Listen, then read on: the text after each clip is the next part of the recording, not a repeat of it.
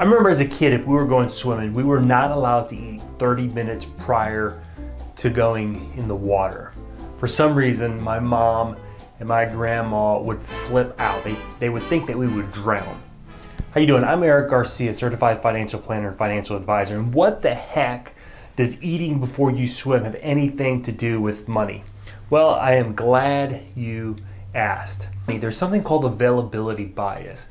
And what availability bias says, it says that information that is most recent, that is most relevant, and that is traumatic influences our thinking. So here we are as kids about to go swimming and we eat and my mom thinks we're going to drown. Why? Well, I think part of it has to do with culture.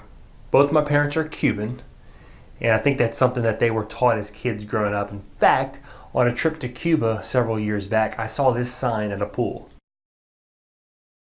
I'm going to chalk it up to availability bias, right? That is most relevant, will influence thinking. So for my mom, my grandma, that was relevant to them. That's how they were raised. That's what they were taught. So therefore they projected it onto us.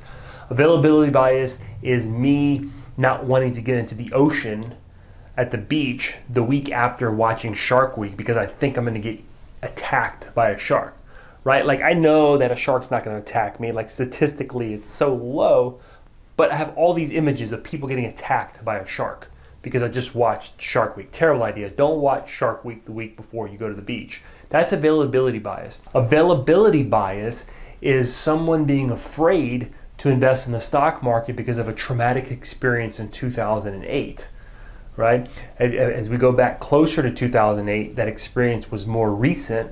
You're hearing things in the news about fear, about the volatility of the market, and that information is influencing your thinking today, or possibly influencing your thinking today. Here's the reality. If we are basing or making decisions based off of perceived truths, right? I'm gonna get attacked by a shark. I'm gonna drown if I get into the pool after eating. I'm gonna lose money because if I get into the stock market, I lost money, or I know someone who lost money in 2008, so therefore I'm going to lose money. Oftentimes we're making poor decisions. So when we're making financial decisions, it's important that you make your decisions based off of truth as opposed to perceptions. Let me give you an example as it relates to investing. If you look at a 20-year trailing period, so if we look at December 2017 and we go back 20 years to December 1997, over that 20-year period, the S&P 500, which is one of the indexes that we use to measure market performance, was up 7.2% per year. It's 7.2% on average per year. Certainly there were bad years like 2008, and there were really good years like 2009. But on average, if you're invested in the S&P 500, you were up 7.2%. The average investor, according to a Dalbar study over that same 20-year period, was up 5.2% per year on average, underperforming the market.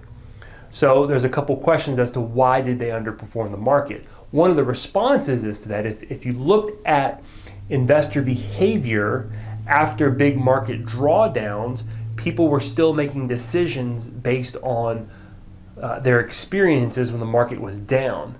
The reality is, since 2008, since the recession, the stock market, the S&P 500, has been in a bull market for 9+ years, the longest bull market in history.